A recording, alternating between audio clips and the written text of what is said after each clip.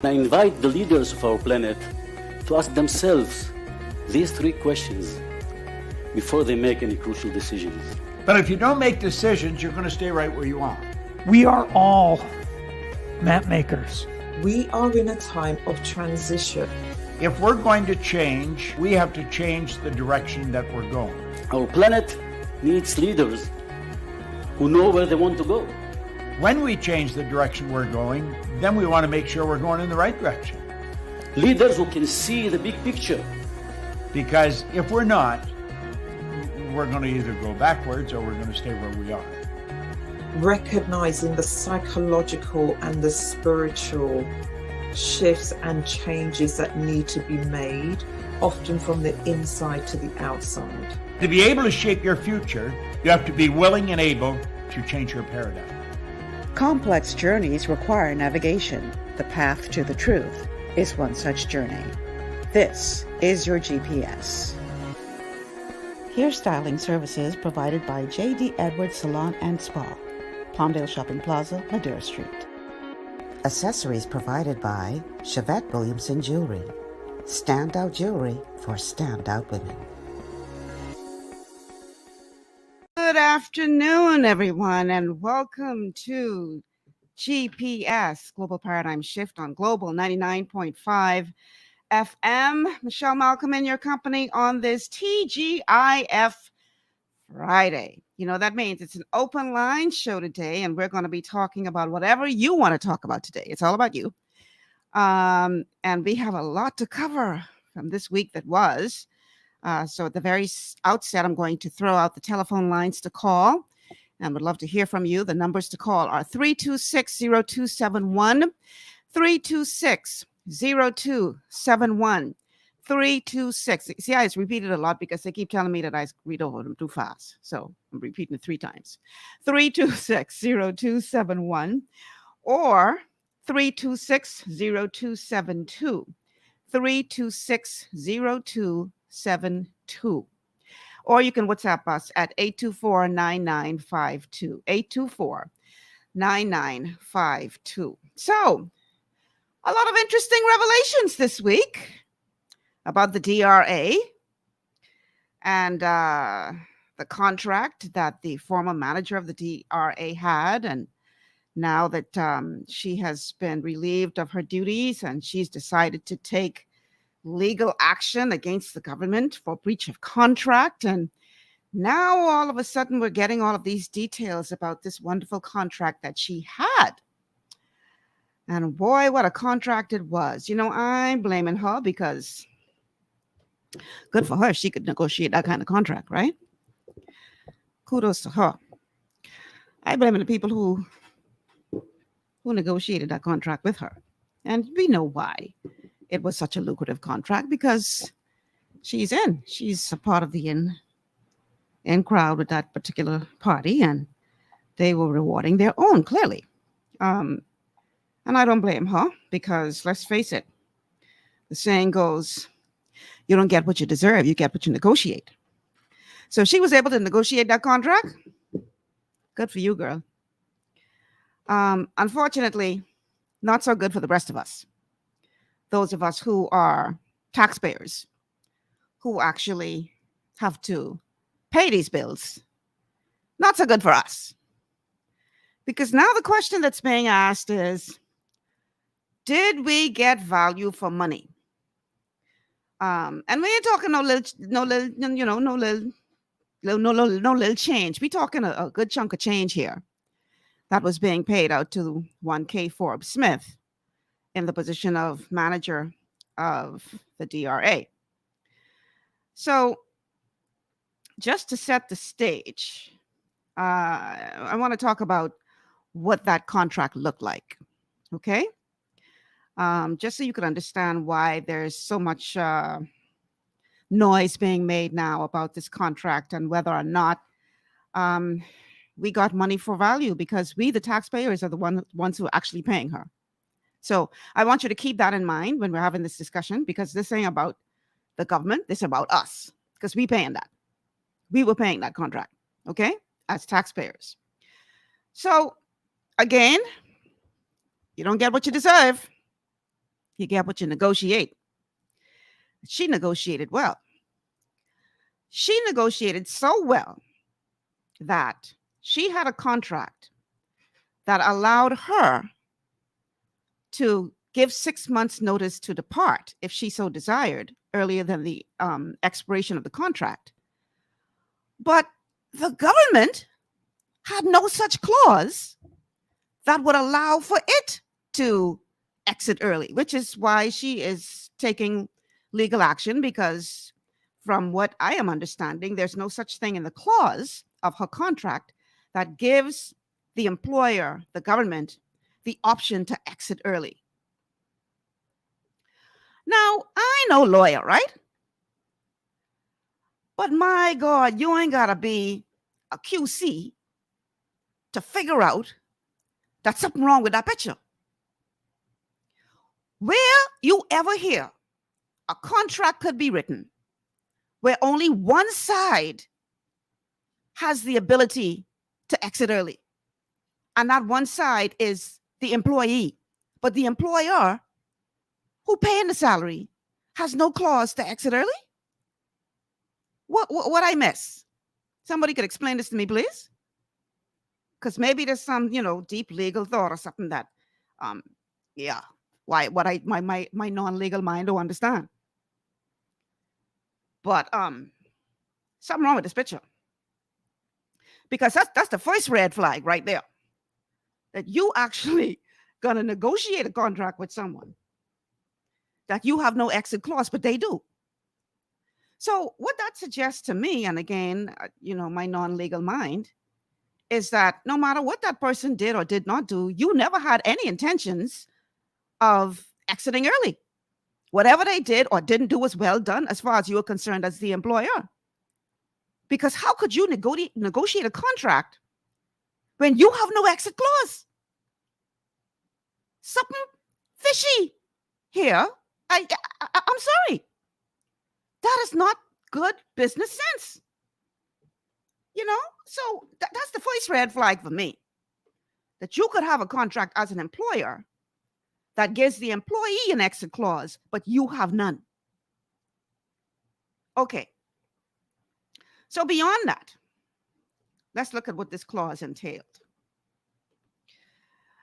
In this particular clause, this not clause, this contract, in this contract,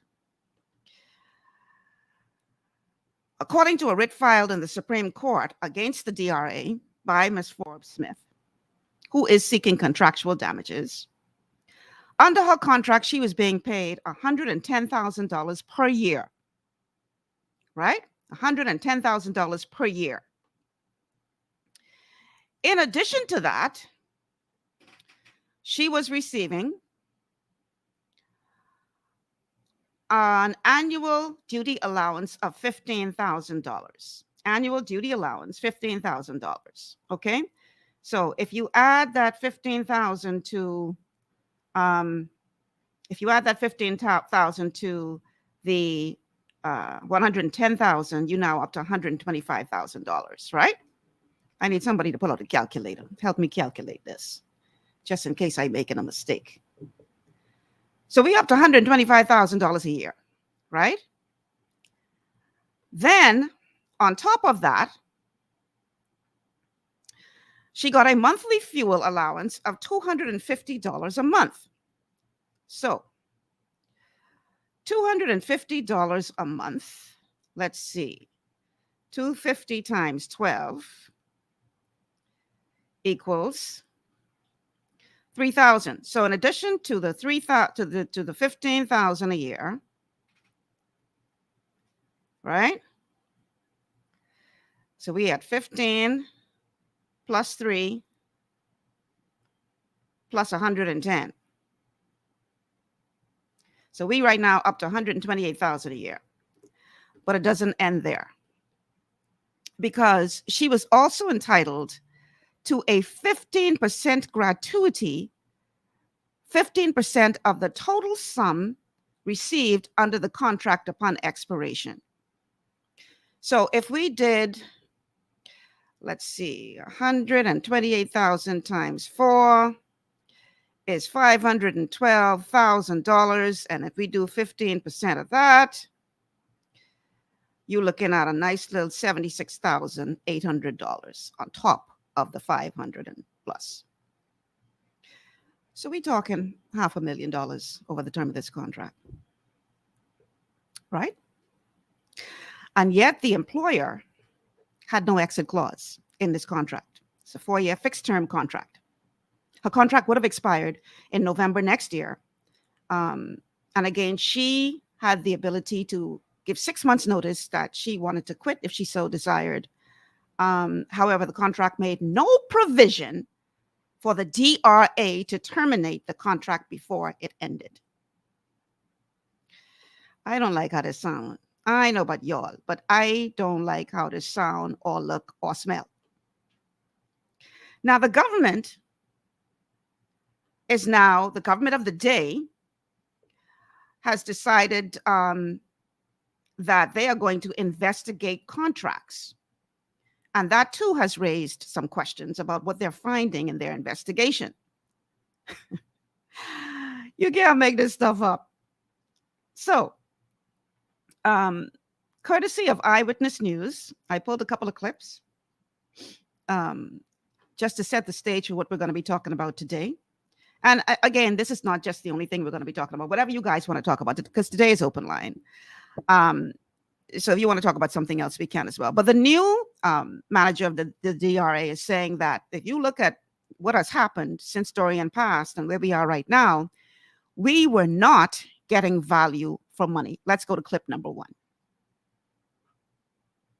Chairman of the Disaster Reconstruction Authority, Alex Storr, accusing former Director Catherine Forbes-Smith and the former administration of getting little to no work done on Abaco and Grand Bahama 3 years later following the passage of Hurricane Dorian that shattered those islands. He is also questioning if Bahamians got value of money for the contract she's now seeking damages for. The amount of problems and issues that I'm finding entrenched in the DRA and all the projects that were carried out under her administration says that the Bahamian people did not receive value for the money. However, former Prime Minister Dr. Hubert Minnis refuting those comments. He's maintaining that his government responded swiftly to the challenges that arose. We had to spend $61 million to bring back electrical supply within the Abaco area. We also had to rebuild roads.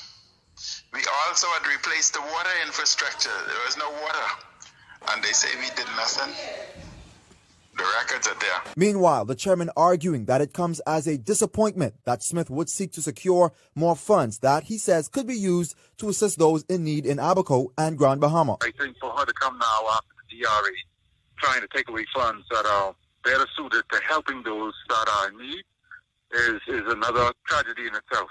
Almost $500,000. I could tell you how many people I could help with that money, and to try and take that money away from those in need is really poor on her behalf. According to State Minister in the Office of the Prime Minister, the chairman and managing director's salaries have been significantly reduced compared to the $100,000 plus that Smith was being paid per year, according to her contract. Since the termination of the former managing director of the DRA, the replacement salary has been less than half of that amount. And as it relates to Smith's lawsuit against the current government, Dr. Minnis had this to say. Every individual in our democratic society has a right to take the government to court.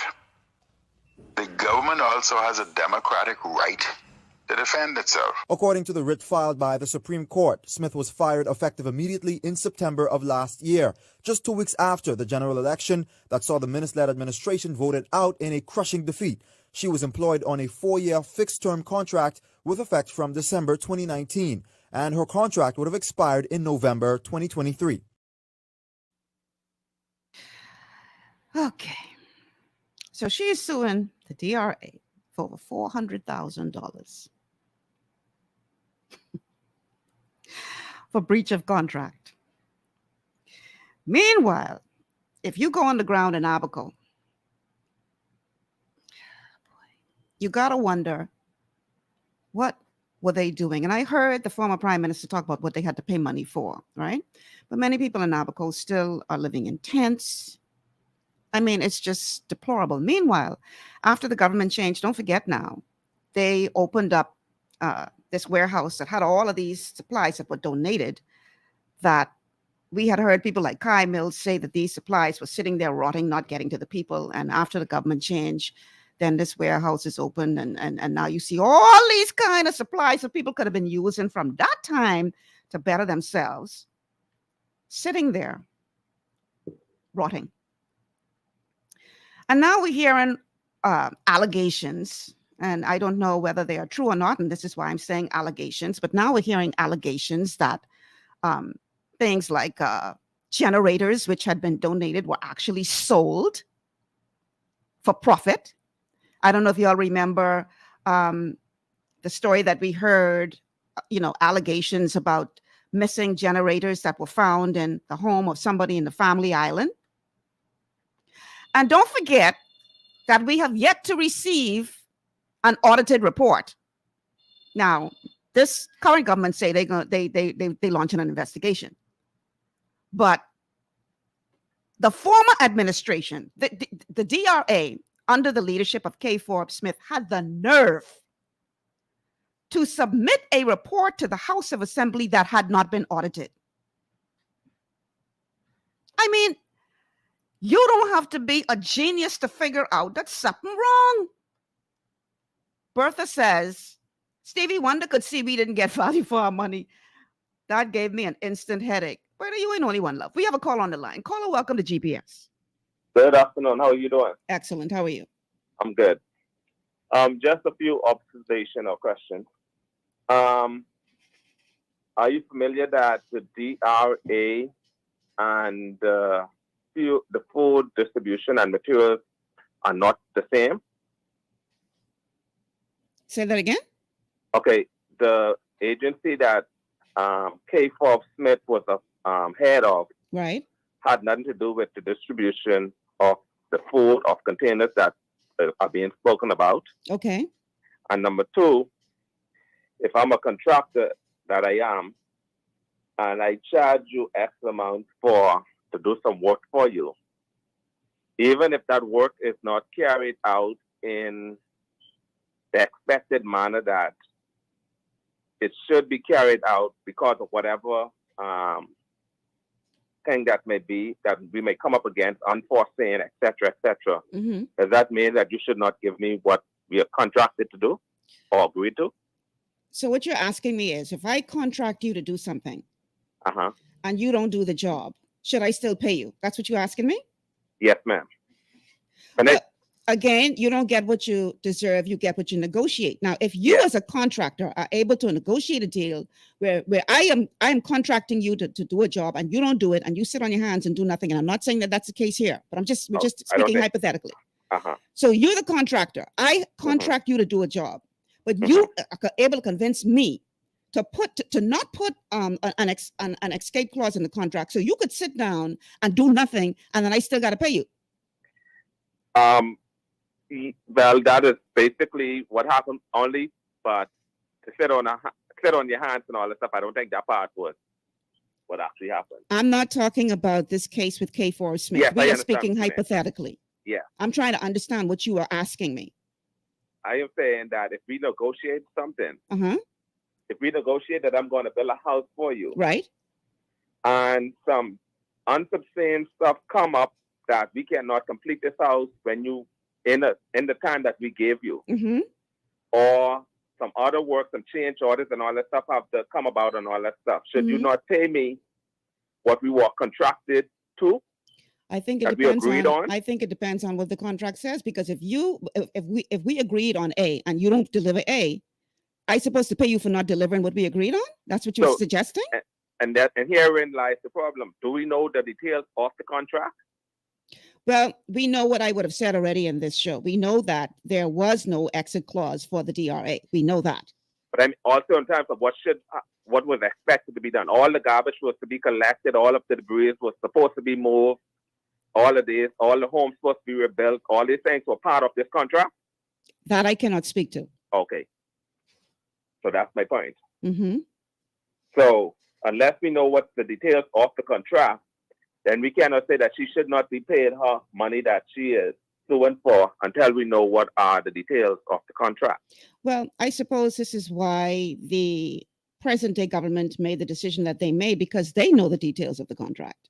So whereas we do not know, that doesn't mean that they don't know. And clearly, but then there's another problem, because we know that we had other persons in the same position before who, when one government changed, the next one government come in, this person carry the government to court, they sue, and they still get their money. So because the government is challenged or whatever the case may be, does that mean that whatever she agreed to is not what she did? I can't speak to that again. Okay. But this is why I said that I am sure that the government must have taken what the contract says into consideration. Otherwise, they are idiots for taking the action that they did. And listen, she may win her case because, quite frankly, if there's no exit clause, she may very well win this case. And I'm blaming her. No, exactly. I'm not blaming her. We have to blame the government. Exactly. Yeah. I blame the last administration Yeah. for not putting a clause in there that says that we have an exit. Because I could go take a job, and if there's no exit clause for you as my employer, I could go sit down and do diddly squat. And you have no right to let me go because there's no exit clause? Something gotta be wrong with that picture. But the exit clause, because again, we know many persons, again, when government change, they take governments to court to get the balance of their contract period payment and all that stuff. Right. But they had exit clause, but they still win their case. So but this contract did not have an exit clause for the DRA. No, what I'm saying is, other persons who, when the government changed, they took the previous government to court so they get their money. So I'm saying, what's the difference between having an exit clause and not having one? Because you're still going to sue the government and get your money. So what's the difference of having an exit clause or not? If you have an exit clause, then you have the right, if you believe the person is not performing their duties according to their contract, you have a right to let them go. But if you have no exit clause, no matter how well they perform or how poorly they perform, you can't let them go. Okay. Without facing some kind of legal recourse. Okay, so last question.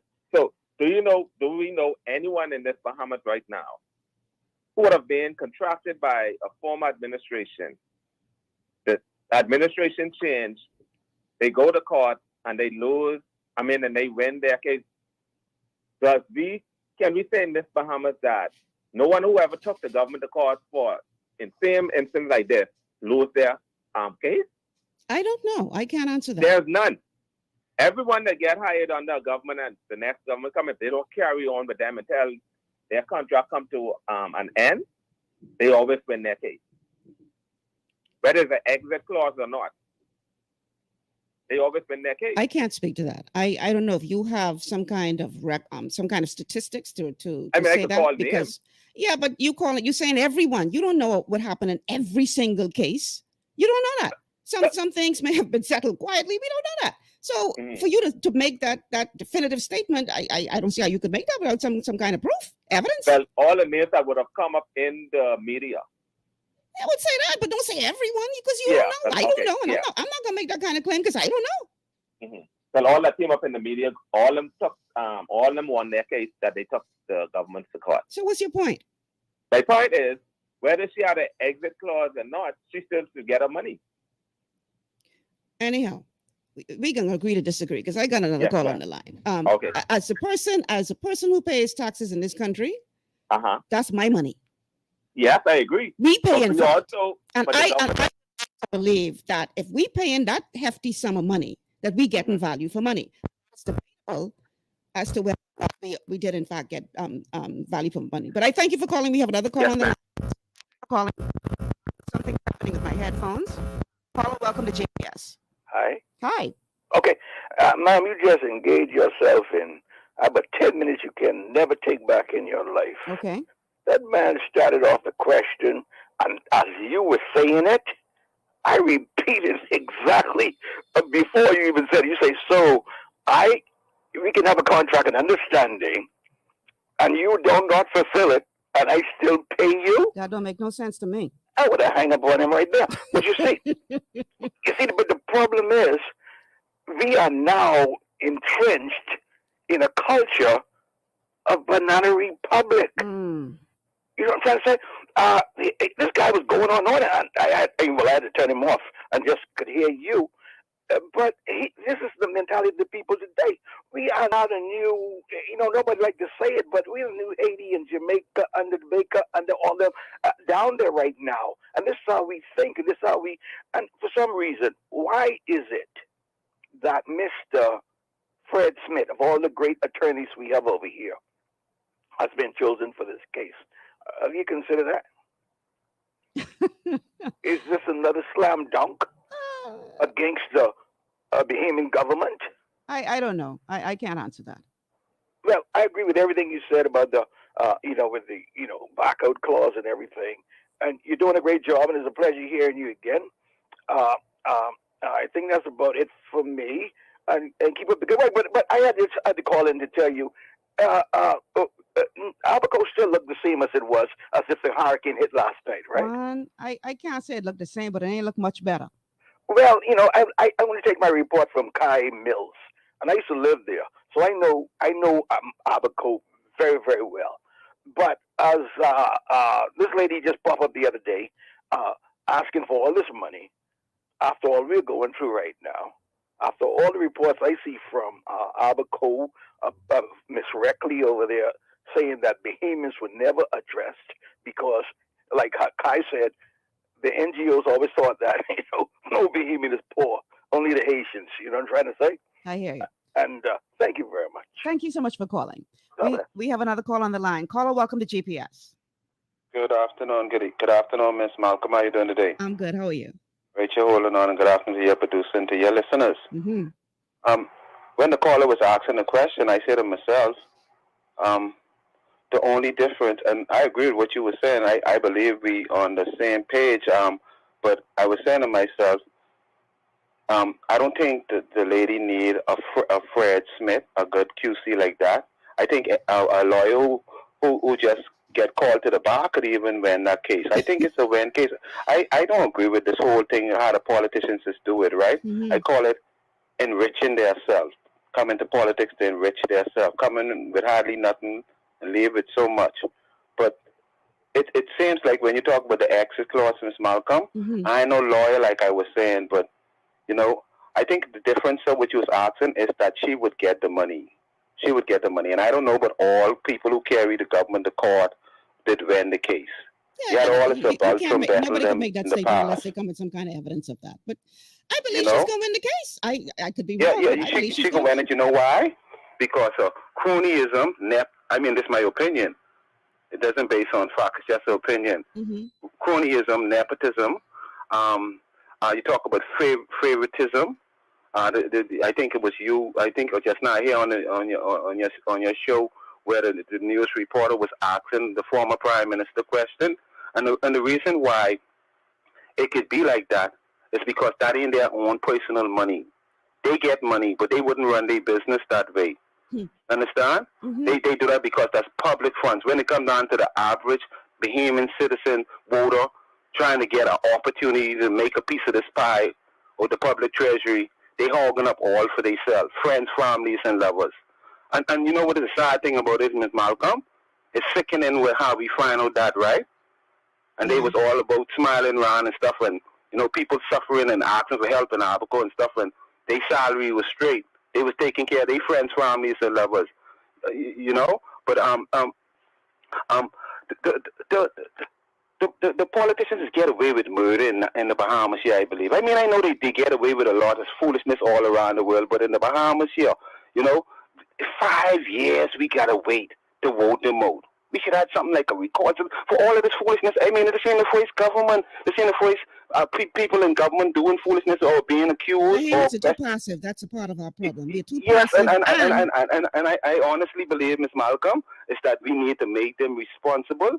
It should have been a recall system that we could call them in. 5 years is too long. They be laughing at us, They say they make it seem like they care if we vote them out, but I think they care less if we vote them out because times we don't vote them out, they don't take care of themselves. They don't enrich and empower themselves while we still hurting and we ain't getting the opportunities. And they talking about putting people free and talking about a new day. And the sad thing about it right now, we have a problem with what we hearing with the DRA or whatever it name, but like I say, this being happening this being continuous with all of the politicians, not all of the politicians, but the governments what we had, and it's a big possibility right now.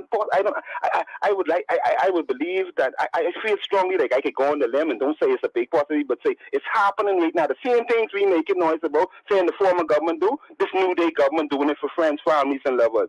They all about their friends, they poker buddies who they play poker with, who they grow up with and stuff, like an all boys club, and they playing around with our money. You understand? They playing around with the people money. This ain't their own place. Dr. Minnis would have never do that if that was his private clinic. But he didn't know when he was the prime minister. It only happened because that person is some kind of friend, family, nepotism, cronyism. Then they get another word called fleecing or fleece. You know, with fraud. All right, they just faking. People over there suffering, but they getting their checks on time. And you know the sad thing about it, someone was making $1 million a month, right? Ain't nothing wrong with that as long as they was affected and they was doing their work. I ain't watching how much they getting though. But if they wasn't doing their work, it's not, and they should return the money. As long as the prime minister cool with you, and this ain't no F&M thing, this a PLP and F&M thing. Some of these same people we making noise about could be the very ones to get all the big jobs right now and continue doing the work. Continue doing work. Because why? They cool with the prime minister, nepotism, cronyism, friends, families, and everything. All about the greedy, not the needy. Ain't nothing changed. Keep up the good work, Miss Malcolm. Thank you so much for calling, eh? All right. Wow. So we got to go to a break, but Zetterman Sherman says, but we, the people, put them there. We must hold the politicians' feet to the fire. I could not agree more. That's a part of the problem. We as a people are too passive. He said we have to wait till 5 years. You know how many countries don't wait until the next election if they've had enough? And I'm not talking about violence. I'm not talking about violence. Okay? But we have to make these people account. In the last administration, I see a couple politicians doing the bank lane shuffle. I wonder if I can see any more of this go around. Because just too much apparent, alleged skullduggery going on. And if we continue to allow, why do you think people is work so hard to get in there? And work even harder to stay in? Because guess what? They didn't want all of this to come out. But it's coming out. Yeah, we can talk more about this and anything else you guys want to talk about on the other side of the break. This is a TGIF open line show on GPS, Global Paradigm Shift on Global 99.5 FM. Stay with us.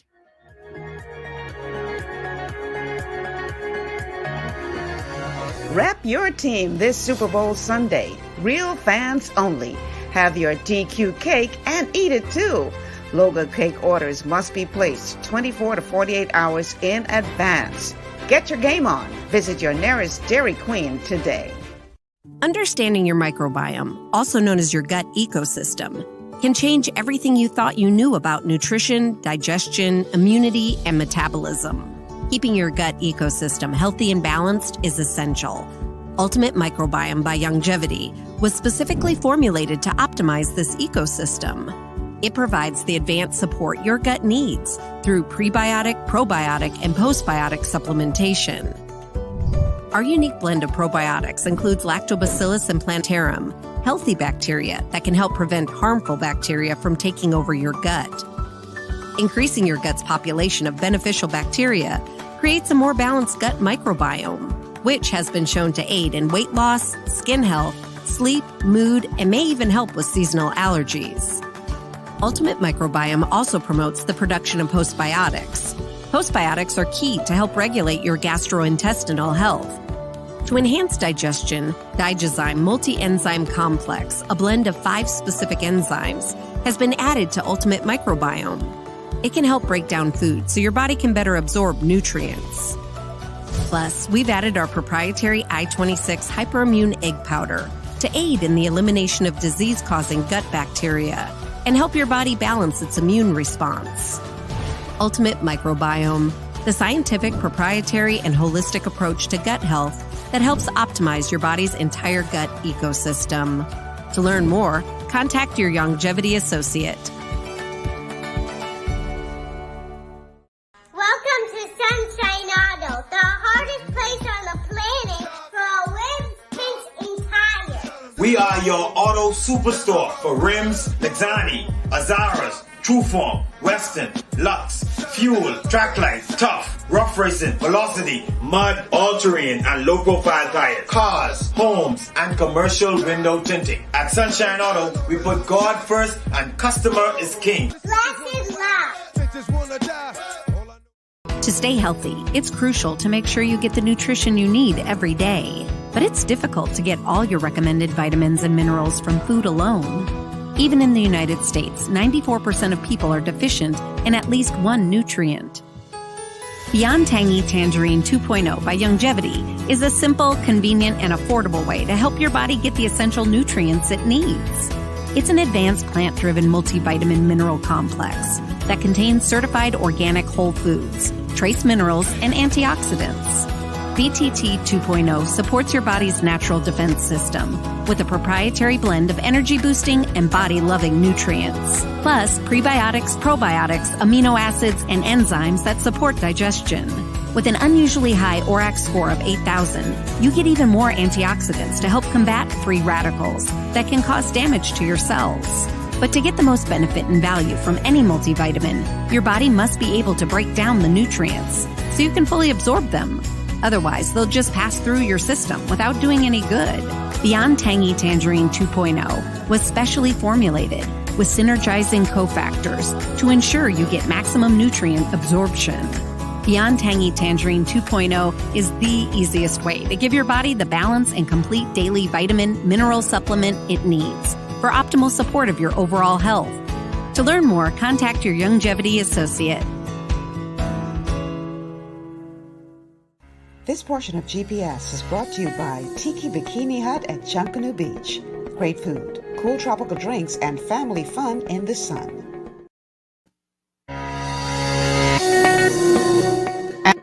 Back to GPS Global Paradigm Shift on Global 99.5 FM. Michelle Malcolm in your company. This is a TGIF Friday open line show where we give you an opportunity to get off your chest whatever's on your mind. Ladies, gentlemen, Valentine's Day is right around the corner.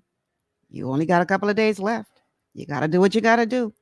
And I suggest that you check out the Balloon people on Soldier Road West because they have amazing packages for Valentine's starting as low as $55. You can get both helium and air fill options. You can also get greeting cards, chocolates, and free delivery within 2 miles. Add-ons are available. So definitely check them out. The telephone number to call 677-8677, the Balloon people, and the Pineapple Bay Plaza on Soldier Road West. So we are talking about this DRA fiasco.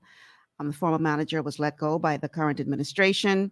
She is now suing the government for suing the DRA for over $400,000 for breach of contract. And we are sitting here, now the former government, now the present government is saying we didn't get value for money. And, all this back and forth. So this is what we're talking about at this point. But like I said, this is an open line show. So anything that you want to talk about beyond that, feel free to call. The numbers are 326-0271, 326-0271, 326-0272, 326-0272, or our WhatsApp number is 824-9952. 824-9952 is the WhatsApp number. So, yeah, this revelation about this contract and whether or not we got value for money and does she have the right to sue because there was no exit clause. Boy, I tell you, you can't make this stuff up. Is that a caller for the show? Okay, we have a caller on the line. Caller, welcome to GPS. Michelle, can I take you off topic for a while? I just want to ask you two questions. Okay. Who do you like in the Super Bowl Sunday, and what you think about the halftime show with Dr. Dre and Snoopy Dogg them? Okay. I hate to disappoint you, but I can't even tell you who playing in the Super Bowl. You need to turn your radio down and listen through the phone. I'm not a Super Bowl. I'm not a football fan. I'm sorry. So I can't help you there. Hello? Did we lose him? Okay. I think we may have lost him. Yeah, sorry, guys. I'm not a football fan. I can't even tell you the name of the teams who playing. I ain't lying. So I can't help you with that. As for the halftime show, I really could care less. I really don't care. Sorry. Okay, so getting back to what we were talking about, this whole DRA fiasco. Boy, I tell you, what a time in Dumfries Church. So Zeneman says, we the people must demand change. I couldn't agree with you more. And he also says, exactly, well said. Bertha says, the former administration said they did nothing wrong. Who determines that? SMT. This is why I dare say that a forensic audit is so desperately needed in this situation, because these jokers, you can't expect them to police themselves or be honest, clearly, because I dare say that I wonder sometimes if they have an honest bone in their body.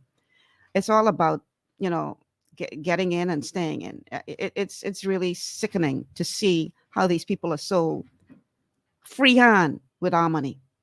Free hand, and it's not just this whole situation with Kay's contract, but now we're hearing about other contracts that were issued by the DRA for works that are now being investigated. As a matter of fact, again, courtesy of Eyewitness News, let's go to that next clip. This is talking about now how there is an investigation underway for all of these contracts that were issued by the DRA under the former administration. Let's go. It's either a matter of malfeasance or incompetence. That's the word coming from Disaster Reconstruction Authority Executive Chairman Alex Storr on the investigation currently underway regarding contracts awarded for cleanup in Abaco and Grand Bahama. The board is operations committee of the board is conducting an investigation. We have a financial audit that is ongoing, and then we are also calling for a forensic audit to take place. After the storm, 4 companies were awarded contracts to clean up in the storm-stricken areas. Of 4, Storr said only 1 in Abaco had been correctly complying with reporting requirements outlined in the contracts. This despite billing to the government fluctuating some months up to $300,000.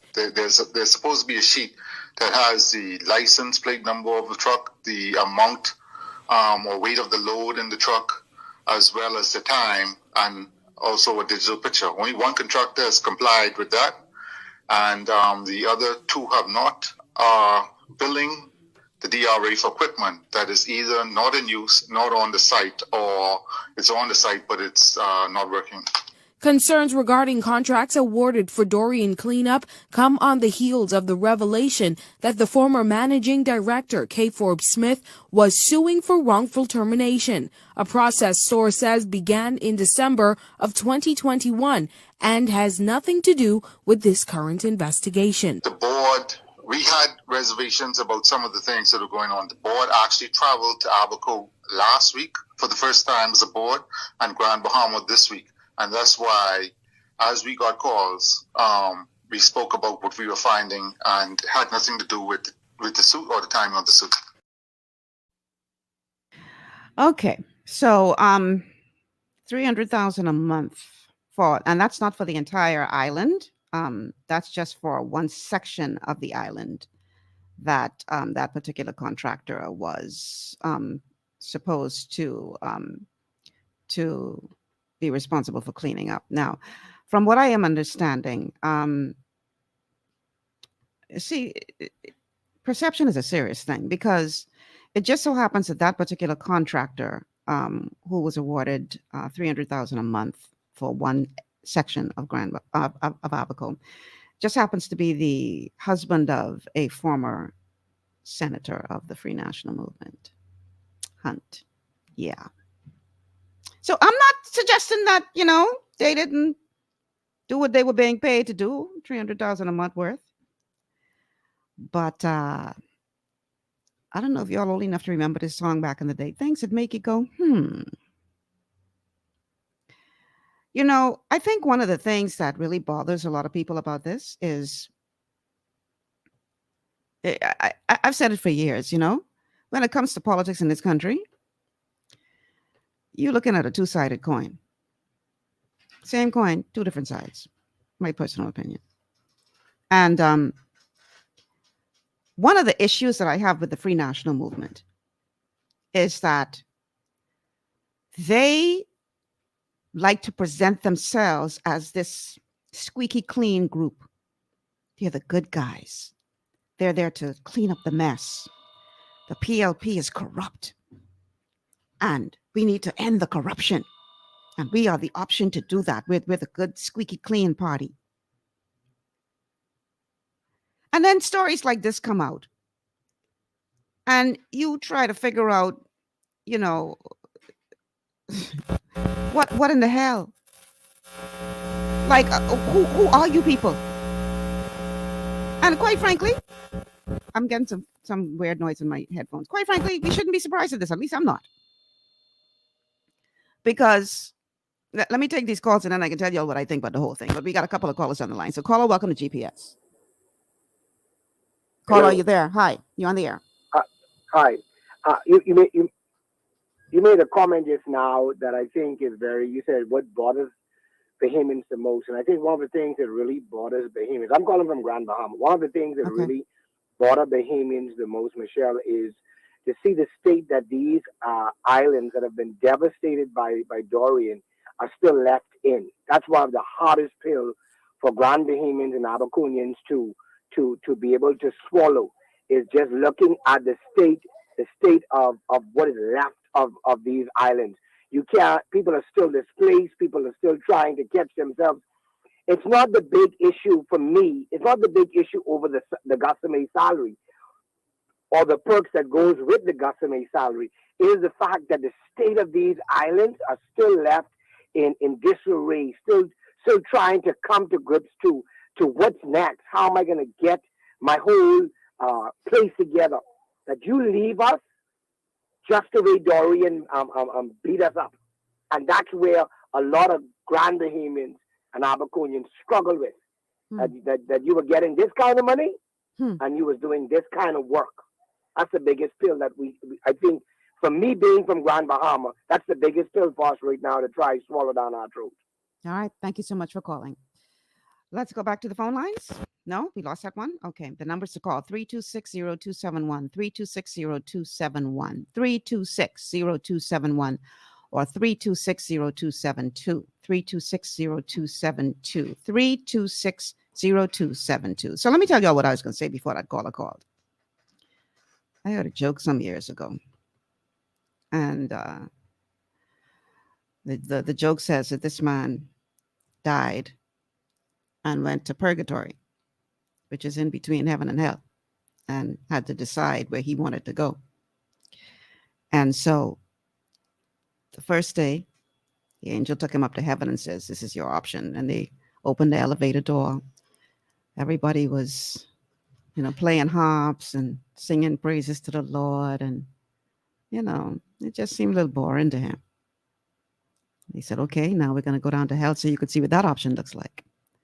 And so they took the elevator. They took the elevator all the way down to the bottom floor. When they opened up, man, this big party going on. Everybody drinking their little Hennessy and all the fine gals. And I mean, big party going on. They say, man, this makes me right. Yeah, this look like where I need to be. Because that place up there look a little boring.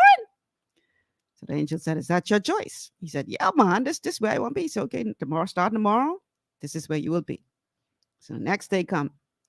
Jump on the elevator, head to the bottom floor, elevator door open. When the elevator door opened this time, fire and brimstone, gnashing of teeth and weeping. The worst that hell have to offer. The angels say, well, here you are. Welcome to your new home. The man say, hold on. You sure we come to the right floor? He said, yeah, that's what you choose. He said, but yesterday, all the Hennessy and all the fine gals and everything, and now you telling me this way I could be? What happened yesterday? The man say, well, yesterday they was campaigning. Today, you voted. I said I had to say this. Mouth can say anything when people campaigning. Politicians will tell you anything when they campaigning. But when you vote, they get in there and they forget all them promises what they make. And it's all about me and mines once they get in there. And it's unfortunate because, as I had started to say, these people present themselves out to be the squeaky clean option. Oh, those other people are corrupt, and you should not put them in power because of their corrupt ways. Quite frankly, you're just as corrupt, maybe even more. You just got better PR. I remember some years ago when what's her name? Whitney Houston decided to marry Bobby Brown. And there was all of this, oh my God, I can't believe that Whitney Houston is marrying Bobby Brown. What is she thinking? Coming down to his level. So one day we're talking about this, and my cousin says, I said, I can't believe she married him. He's so ghetto. My cousin says, she ghetto too. She just got good PR. Well, time showed that my cousin was right. I said that to say that the F&M got good PR. But in my humble opinion, they just as corrupt as anybody else they accuse of being corrupt. That's my opinion. And this is an opinion show. Take it or leave it. We have a call on the line. Let's go to the phone lines. Caller, welcome to GPS. Yes, good afternoon, Michelle. Hey. Listen, I spoke to you previously concerning when of the Bible speaks of that we wrestle not against flesh and blood, against principalities and spirits and high places.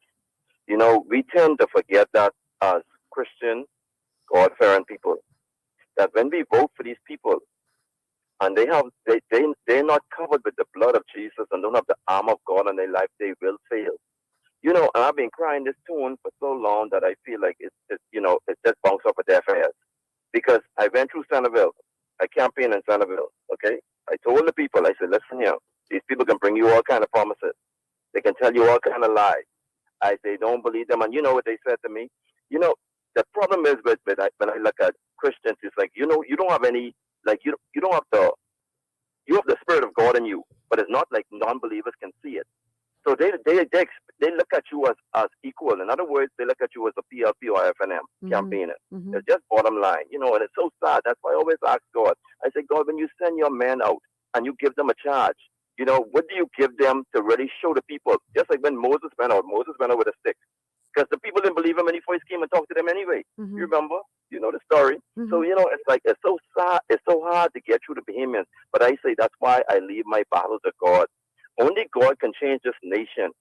Only when we get believers get on their knees and ask God for forgiveness, will he send someone to redeem us. Because the world right now needs redemption. Right now the world is slipping. That's why I spoke to you yesterday and talked about America. Because if America fails, we might as well just pack up our little dinghies and fly out. Because we know the Chinese coming to take us over. You follow me? And that's what they're trying to do now. And when we look at the world as it is today, Michelle, right now, we need a savior. And people always say, oh, Jesus is our savior, Jesus coming. But in the meantime, until Jesus comes, what are we doing about our nation? What are we doing about our country? That's why I try to tell Christians. You know, you sit down and you be so complacent, and you don't expect nothing. You just say, oh, they're just another bad apple. That's just another bad group going into the House of Assembly. But we have to understand that this is our country and it's worth fighting for. So, you know, Christian, God-fearing people have to stand up and take our nation back with the help of God. And I pray one day God will hear my cry and bring us into the House of Assembly, because the rulers, the kings, determine where the whole nation goes. And we've seen that over and over. The PLP and the FNM is all the same. All right. Thank you so much for calling. Thank you. Oh, boy. Guys, we got to take a break. It's sad, you know, because I don't understand how you could, in good conscience, see the suffering that our people have endured over this pandemic, the course of this pandemic. Our people, many of our people are suffering, y'all. Suffering. And you see, we have a call? You see all of that going on. You see people with living in their cars, don't know where the next meal is coming from. But you feel comfortable within yourself, rewarding these humongous sums of money to you and yours, because you got to take care of yours because you in power. And then you got the nerve to fix your mouth to accuse somebody else of being corrupt. Y'all got plenty nerve. Let's go to the phones. Caller, welcome to GPS. Hello, Pleasant caller. good afternoon. How are you? Good. How you doing? I'm doing great. First time caller here, Derek Benjamin Demerit Jr. Thanks for calling. Yeah. With respect to this lady, Miss Forbes, I'm trying to figure out exactly why is it that we're paying so much attention to her as the recipient versus the authority who has extended to her. And we mashing up her as a recipient, but we're not paying no attention to the authority who has extended the monies to her. Did you tune in late to the show? Did you tune in late? Well, this is my first time calling. No, I'm asking if you tuned in late to this show. Yeah, I just turned it on. Okay, so you would have missed what I said when I said I ain't blaming her because you don't get what you deserve. You get what you negotiate. So if that's what she was able to negotiate, hey, kudos to her. Right, and so. But what kind of government can you be? What kind of authority can you be if you're going to negotiate a contract that doesn't give you an exit clause, no matter if that person performs or not? I ain't blaming her. Right, and that's my position, because at the end of the day, we as the people, okay, should pay strict attention to the very authority who has extended this amount of monies to her. I agree. And that's all I have to say. I agree with you 1,000%. Thank you so much for calling. That's the point I was trying to make. I don't blame her. If she could negotiate that kind of contract, knock yourself out. But the people who, the other side of that contract, I blame them. Because you can't tell me that they are that inept, that they didn't know that was not a good contract for us, the people. Good contract for her. You can't tell me that they were that inept. That's why it's like the Eyewitness News report said, either it's inaptitude, or or you can't tell me that they are that incompetent. They're not that. They knew what they were doing. They're not that incompetent. And this is to me the big problem. This is why I say you just as corrupt or worse, because you know what you was doing. Ain't like they that incompetent that they know, okay, maybe we should have an exit clause in this contract. Let me read them terms again. What we know about $110,000 a year, plus $30,000 a year for housing, plus $250 a month for gas, $30,000 a year duty allowance. I don't know what that means. $110,000 a year, $30,000 a year annual duty allowance. No. Let me get this right. $110,000 a year housing allowance, $30,000 a year, duty allowance, $15,000, monthly fuel allowance, $250, plus a 15% gratuity of the sum received under the contract upon expiration. So by the time this was done, you're talking about $500,000, more than $500,000. And yet we look at what is happening in terms of disaster recovery in Grand Bahama and Freeport, Grand Bahama and Abaco. You wonder what exactly they're getting paid for? Anyhow, we got to take a break. Caller, we got to take this break, caller. So either you call right back or you can hang on the line for a minute, but we got to take a break. Let's go to this commercial break, and then we're going to continue with our open line show today on Global 99.5 FM.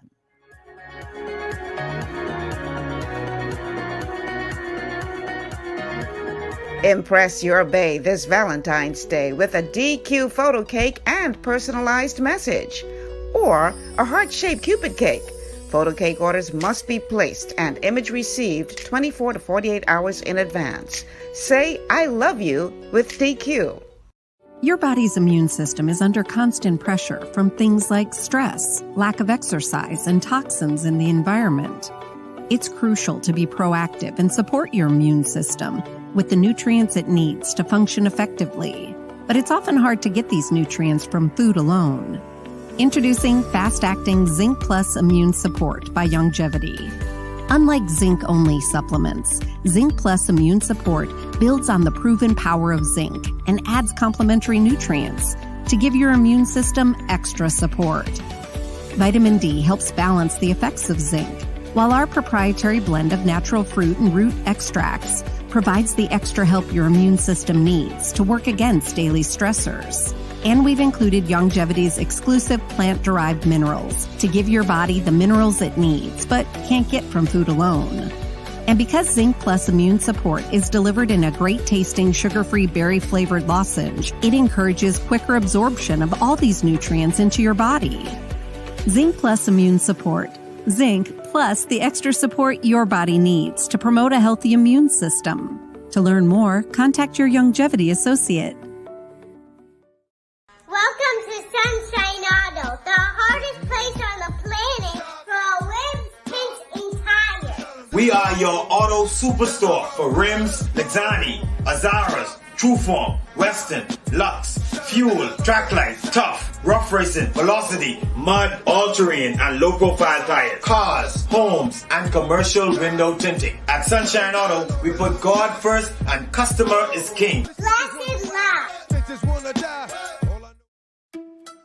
It's gotten harder and harder to get your daily requirement of vital nutrients from food alone. Without additional vitamin and nutrient support, your health and well-being can suffer drastically. That's why Z-Radical was specifically formulated. It combines a blend of antioxidant-rich vitamins, minerals, and botanicals with the protective powers of fucoidan to help fill the gaps from lack of nutrients in your foods. The core of Z-Radical is fucoidan, a naturally occurring polysaccharide that helps stimulate immune reaction, protecting you against inflammation and oxidative stress. We harvest this powerful mineral-rich nutrient from brown seaweed, harvested only from the world's most pristine ocean waters to ensure the purest quality. It's then extracted using cold process technology to ensure maximum levels of bioavailability. Then we add essential vitamins that help to protect your cardiovascular and nervous systems and are crucial for optimal immune and neurological function. Z-Radical also includes a proprietary blend of delicious antioxidant-rich fruits and berries. This great-tasting combination helps your body combat free radical imbalances that can contribute to a variety of degenerative conditions like arthritis and heart disease. Z-Radical. Experience the power of fucoidan with antioxidant-rich berries, 8 essential vitamins, and more to provide you with potent health benefits. To learn more, contact your Youngevity associate.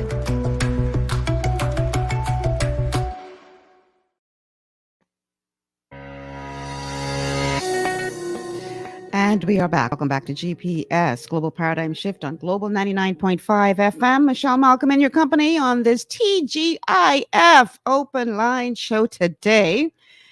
And this is an opportunity for you to talk about whatever it is you want to talk about today. Obviously, most of the show we've been talking about this whole DRA fiasco. Oh, Lord, I tell you. Anyway, I have a text that says, here we go, Michelle. Here we go again, Michelle. More of the skullduggery being exposed, but this is what they do. They expose some of the corruption that the former party did, but it's only to try to embarrass the former government. They can't go as far as prosecution because the other party would spill the jailable deeds that they know of. Then more of each other's business would be exposed, and they don't want that to happen. And at the end of the day, the ones who catch in the hell is the people. The people. They're the ones who are feeling the brunt of all of this madness. Ah, boy. The gentleman says, I could never be a politician as they talk out of both sides of their mouth. Exactly. So what we must have a law that gives strict guidelines for government contracts. Tamara is asking, gratuity for what? For service rendered. Tamara, like how when you go to the restaurant and they give you good service and you tip them 15%, she was getting a little 15% for services rendered.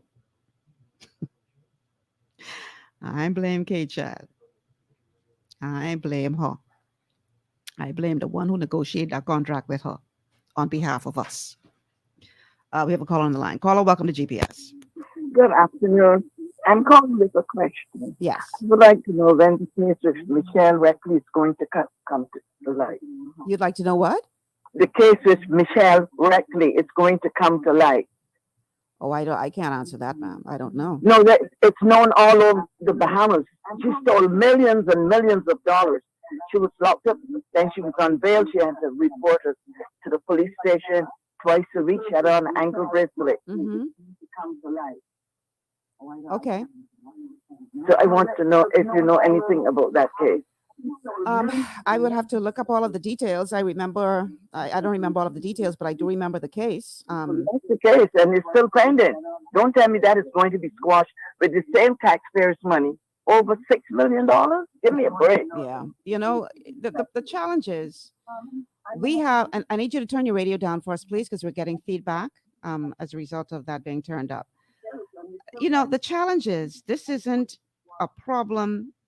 This isn't a problem that is exclusive to one side of the political divide. It's not. When we heard the other day about what was going on in water and sewage with all of those contracts where one person was getting 10 different contracts and 10 different names and all this kind of stuff, and $20 million overrun within 2 years and heading to overrun in the third year as well, from all these contracts that they, people setting up shell companies just so they could get all these contracts to make all this money, right? The current leader of the Free National Movement, who's my good friend, Michael Pintard, said something to the effect, well, I would like to see this government change it because this is what happens. And, let me see y'all fix it. And I'm thinking to myself, now, Michael, come on, man. That's your response to this? So, in other words, this is just the way it is. I'm on my cell phone. I'm on the beach chair sitting down listening to you, and I can't help but asking this question. So you have a good evening. Thank you. You're having a good show. Thank you. God bless you. Thank you for calling. My point is this. Same coin, different sides. My personal opinion. You may disagree with me, and that's fine. We can agree to disagree. My personal opinion, and this is an opinion show. Same coin, different sides. This is a game they are playing. I'm sorry. So you got to determine which side you want to go with of this coin. But when you have the leader of the Free National Movement going to make a statement like, well, let me see you all fix it because this is something that happens under all governments. So what you trying to say? We shouldn't expect any better? It's ridiculous. We have a caller on the line. Caller, welcome to GPS. Hi, Michelle. Hey. Before I explain to you how you get your minerals, being a breatharian, I'd like to share something with you. In 1989, the Israelis came out with a very powerful software called Truster, Truster, Truster. And it improved on the normal polygraph test where you need to put electrodes on persons and then check for respiration and heartbeat and blood pressure and all that to determine if someone is telling the truth or not. It has now advanced, the South Koreans has now advanced it to the point where all you need to do is record someone speaking the truth. And then from there on in, when you play a recording of what they're saying or listen to what they're saying and run it through Truster, Truster gives you a pretty good idea if they're lying or not. Mm-hmm. So we can actually download this from the South Korean website, put it on our phones, and we can determine who are the liars. And it's 99% effective. Yeah, right? But who you expect to implement that? I'm saying you can do it for yourself. Mm. So you can just take a recording that, let's say you interview a former prime minister and he made a statement, and you take that statement and run it through, comparing something that he said honestly to what he's saying now, and you would get a definitive result. Okay. Truster is the name of it. What is it? Truster, Truster. Okay. You need to actually have a virtual private network to download it because the IP address is being blocked in America and everywhere on this side of the world. So through VPN, you can get it. Okay. All right? And every Bahamian can get it, and they can do their own legal work themselves because it's very effective. Mm-hmm. Okay? So I just thought I'd throw it out to you. Now, let's suppose you are in an environment where, because see, the leaves of the trees are actually solar panels. Most people don't realize that.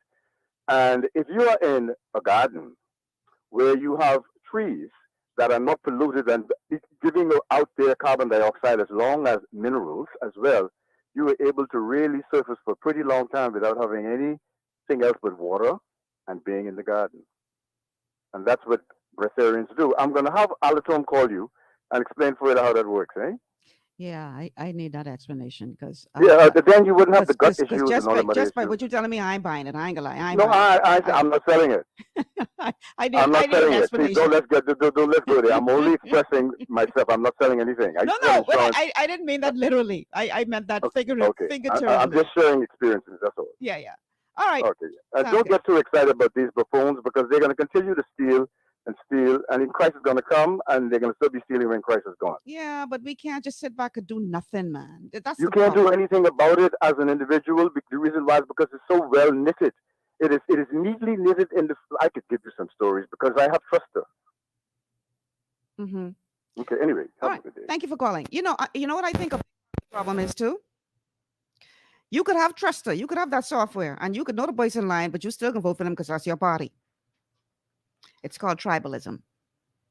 We have a major problem with tribalism in this country. It's all about my tribe. So, like the gentleman earlier who called, who was trying to justify, I have to still pay you even if you don't fulfill your contract because that's my tribe. So I voting for you because you are a part of my tribe, not because you are an honest person, not because you tell the truth, not because I believe that you're going to give it all, give your all to try to help the people. And none of that matters to me as long as you are a member of the tribe. So I am voting for you because you are in my tribe. That's it. That's it. That's how we vote in this country, according to your tribe. And so, you know, we keep hearing them say, well, in this last election, the F&M had less numbers of people come out, which is why they lost the election. So it's not that more people voted for the PLP because the PLP got the same amount of votes that they got in the election prior. It's just that a lot of F&Ms did not come out. So here's what that means. If I'm with your tribe, I'd rather stay home and not vote than vote for somebody else. So if you my tribe make me vex enough, I voting. I vex, so I can vote for you this go around, but I sure ain't gonna vote for nobody else. Because you my tribe. That is the problem that we're facing in this country. Tribalism. Where no matter what good you do or not, or what bad you do, they ain't gonna see it because you are not a part of their tribe. So this is why you could have somebody come on here and try to justify wrong because the wrong is allegedly being committed by their tribe. On the same token, you could have somebody ignore good that has been done because the good that was done wasn't done by your tribe. And as long as we stay caught up in this tribalism, we can't expect to advance as a nation. We can't. Let's go to the phone lines. Caller, welcome to GPS. Miss Malcolm. Mm-hmm. Hey, sorry for calling back. I want to say one of the things you mentioned before you to take two of them breaks just now is that the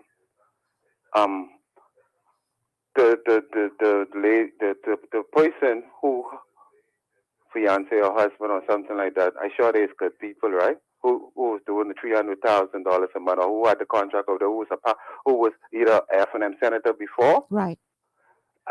Double check this for me. I think the news is saying that she was also a consultant to this woman who go in to sue the government who can get her money. I did hear that on the news. Well, in some parts of the world, it come across like inside trading, like conflict of interest. You can imagine that? I consultant to you, you was the person in charge. Then my husband get the job. Mm-hmm. And then another thing is too, they didn't say on the news when you play the news clip, or they didn't point out on that one, is that it sounds like the business people in Abaco, I don't know if in Grand Bahama too, like who sell lumbers, the hardware shop and stuff, they complaining that they ain't get they ain't get paid. And yeah, that's I thought about what you I thought about what you said with this thing would call audit. I understand it's something called audit, and then it's something called forensic audit. Mm-hmm. That's when the police get involved, right? Well, an independent body gets involved, and if there is something where police need to be involved, then they become involved. That's when that's the one what they call forensic, right? Yeah. Yeah, and I hope when they do that right now, and I agree with them having audit or checking this whole thing out. But if them people them over there, if the government owe them people over there in Freeport and Grand Bahama for their lumbers and stuff like that, and their wood and stuff and windows and toilets and stuff from the hardware shop, they need to pay them. I mean, it might be some skullduggery with that and all a possibility or allegedly. It might be something they was doing wrong, but if then you can imagine them people waiting there, and I mean, and all them other rest of people was getting $1 million a month, $300,000. People was getting paid on time, just You not know, them. did you check this out in the news? What's been on the news last night? I don't know how true it is, so you'll talk about it next week. I think the FNM have one convention coming up, right? Yes. And one of the person who running for deputy leader, I think he's the member of parliament for what you call that? Brent Similar old seat. Sinan? Mm-hmm. It sounded like the news was saying that, some of us people, some persons around the world, I mean, here in the Bahamas, we go to America and we have our children over there. And he was mentioning that the news was sounding like they were saying that he didn't put down his, like he had citizenship for, I don't know if it's Canada or the United States That's or been where. cleared up. I think he's since come out and said that he has revoked those other two. He already did it, eh? Yes. I say, well, how they, gee. And you see these things has come up because they're going to have a race. We only know when they jockeying for certain things, you see? Mm. Yeah, but you say ain't no truth to that. No, he said he revoked those other citizenships that he had. So yeah. Okay, I thought he said he didn't put it down. I was wondering how he could have been inside the house. I'm pretty sure he said he yeah, I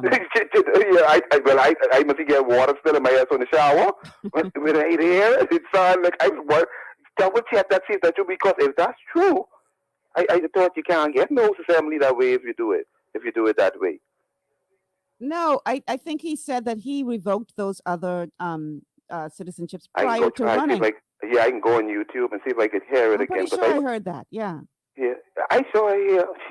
I just could double check I'll it double to check make as sure. well, but I'm pretty sure he came out and Yeah, but that's issued a something. statement. The former senator for the Free National Movement, who was a consultant to the DRA, she was the consultant to the lady, and boy, they's doing what they want to, all about the greedy and not the needy, just empowering and enriching themselves. We need a commission inquiry or something.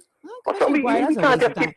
What one of them last had a commission inquiry? No, listen to me. That's them old. I talking about this kind of new commission inquiry. We bring criminal. We do investigation. And if anything come up criminal, we bring criminal charges to whoever deserving of it, and punish them.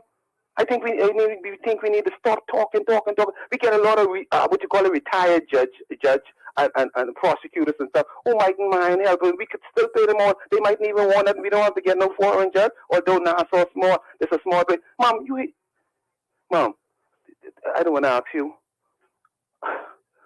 if this Interpol thing. You hear anything on the news about the Interpol say they looking for people and stuff, and they bring some people? I saw something about Interpol looking for a young man who skipped bail for murder back in And you ain't hear nothing but one who they bring, 2020? or you hear anything but one who they bring from the United States for trafficking guns or something like that? What did I hear with regard to trafficking? I think they said that some authorities from the U.S. were in Bimini. I think I'm not sure. I have to follow up on that to see. Michelle, any suggestion or any view on like people who is trafficking guns, like use it as a business? I mean, and just sell it, just like how people sell candy. The people who are responsible or whatever. If the evidence show, and if they being convicted and the evidence show, what would be your suggestion how to deal with them? Because I was hearing someone saying, right, they should be like sent to jail without parole for the rest of their life. Like we have to have a deterrent, we have to have a deterrent. Like I mean, if the evidence show that that's a business you doing, bringing in guns and just selling guns to people. Listen, and the same thing applies. Keep up the good work, Miss Malcolm. Thank you for calling. The same thing applies to people who sell drugs, or people who traffic human beings, or people who sell guns. Listen, I hate to break it to y'all, but just in case y'all ain't realized it yet, we are still a nation of pirates. We are still a nation of pirates. But today, instead of attacking passing ships, They pirate in other ways. We traffic in human beings. We selling guns, and you'd be surprised who bringing these guns into the country. You'd be surprised because that boy in Baintown who carrying that gun, he ain't importing no gun. So we put all the focus on the bad boys who's strapping, but what about the people who they buy the guns from? You would be surprised to know who is involved, even to the problem of illegal immigration in this country. They don't want to fix the problem because who is benefiting from it? It ain't that the problem ain't fixable, but they don't want to fix the problem because they benefiting from it. Who benefiting from the importation of guns into this country? Who benefiting from human trafficking? Boy, look here. Nation of pirates. They say pirates expelled? Child, please. That's a joke. We got a bunch of pirates walking around here in suit. But anyhow, I digress. That's another show. Okay, the numbers to call 3260271, 3260271, 3260271, or 3260272, 3260272, and our WhatsApp line, which I need to check more often, is 824-9952, 824-9952. And yeah, I do need to check this because I see some people send some messages, so I can get to your messages right now. But I think we have a caller. I gotta remember the password to get into the WhatsApp phone. Yeah. Okay. So WhatsApp, I can get to y'all in a second, but we have a caller on the line. Caller, welcome to GPS. Please turn on your radio.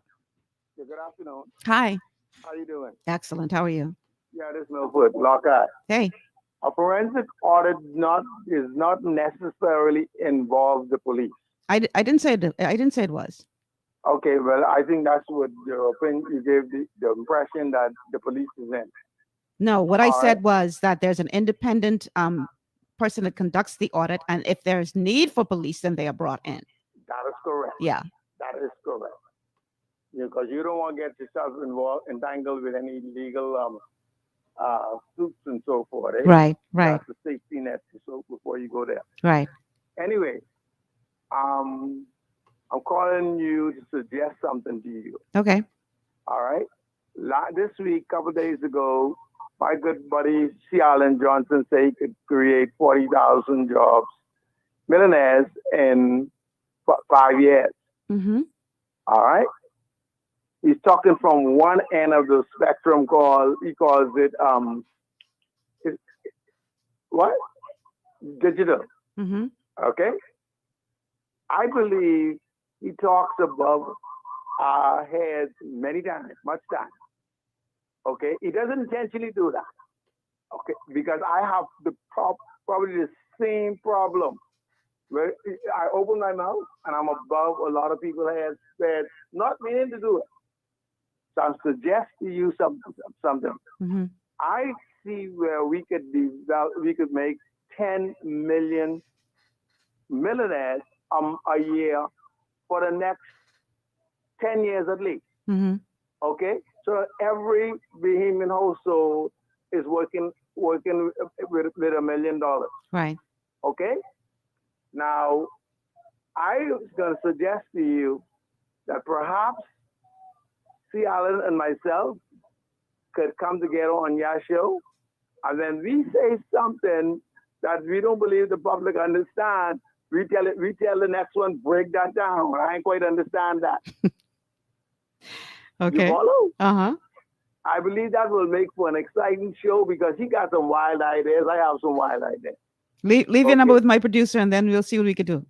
All right, but one other point I would like to make. Forget it. Anyway,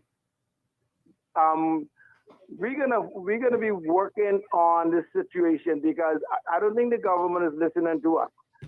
C. Allen Johnson and I have at least three things in common. Mm-hmm. First of all, we care about the public.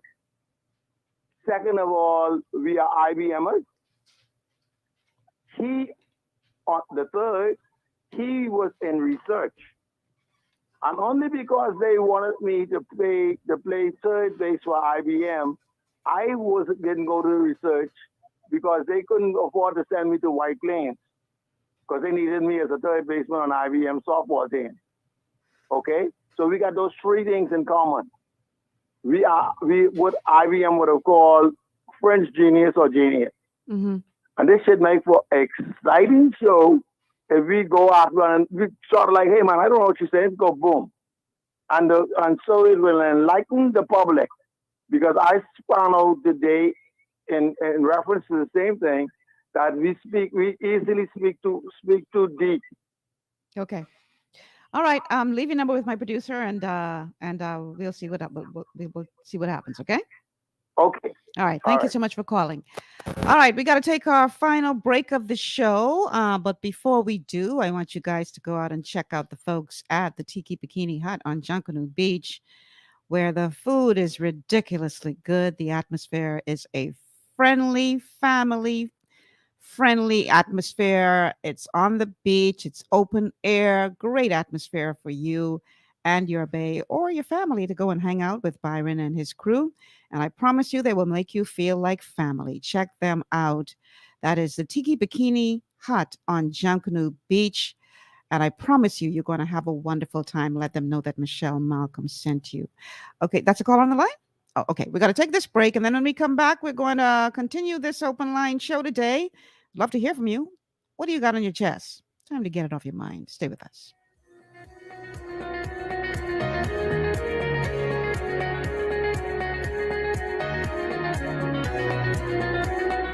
Follow us on all social media. Like us on Facebook.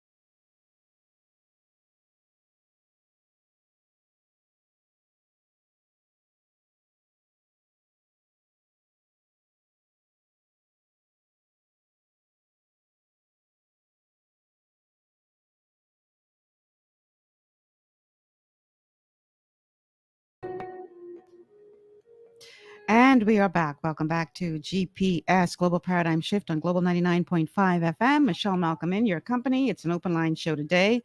And I am going to read a message that was sent to us on WhatsApp. This person says, the thing with us as Bahamians, we complain among ourselves, but when it's time to voice our concerns, we just sit back and let these people do whatever they feel like to us. The sides of the coin aren't different. It's the same side. We're just being fooled. Have you seen the magician flip a coin? Like the saying goes, the hands are quicker than the eyes. Now that is deep right there. Even in two different sides, it's the same side. Oh, dear Lord, we in trouble. Okay, another one says, for God's sake, don't bring C. Allen back. Show killer. They say we still need to do a part two of what is wrong with Freeport, Grand Bahama. Man, why y'all want to talk about my friend C. Allen like that? The numbers to call 3260271, 3260271, or 3260272. Do we have a caller? Okay, 3260272. or the WhatsApp line is 824-9952. It's an open line show today, every Friday. Open line where we allow you to call in and talk about whatever it is that that you wish to talk about. That's what the open line is designed to do. And we have mostly been talking about what has been happening with the DRA and you know who contracts and all this kind of stuff. And yeah, but that's not the only thing that we need to talk about today, or should talk about today, or can talk about today. Anything that you wish to discuss, now's the time to do it. Telephone lines to call again: 326-0271, 326-0271, 326-0272, 326-0272, or 824-9952, 824-9952.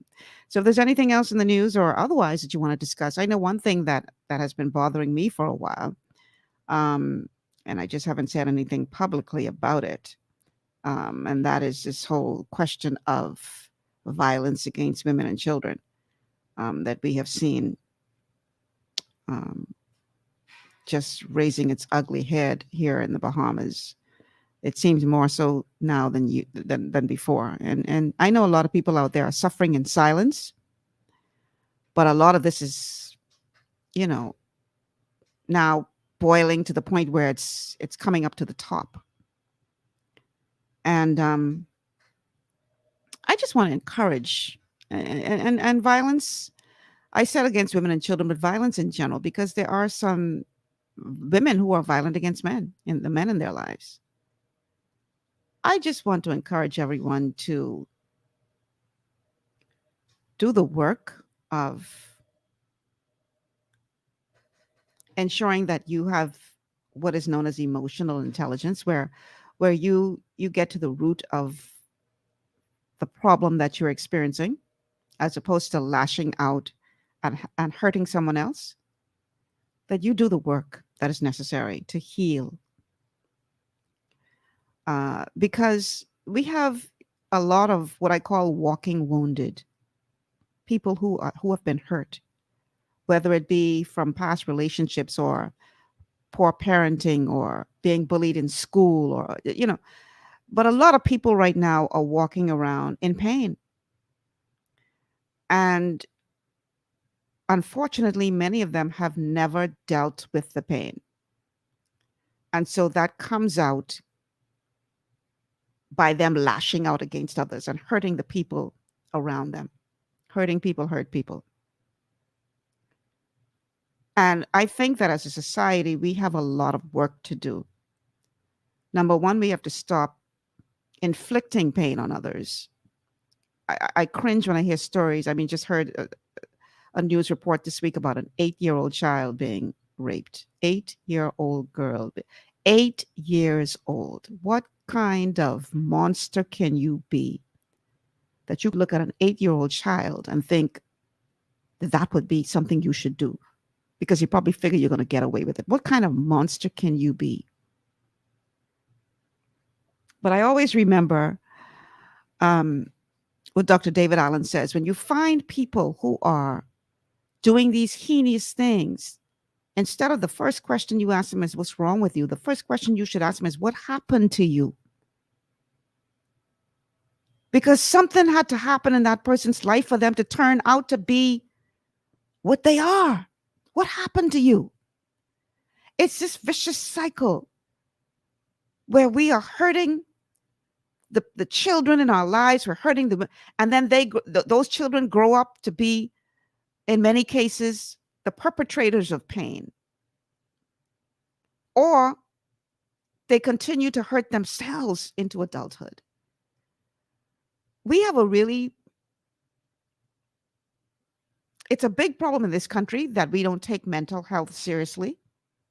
When I say that, I mean that, okay, for instance, we had somebody call on this show a couple of days ago and was saying, oh, I don't think any man should kill a woman. You might have to slap her a couple of times. And they thought that was funny. That's not, that shouldn't even come out of your mouth as a joke. That's not funny. We have to stop inflicting pain on people, children especially, and then act surprised when they become adults that inflict pain on others.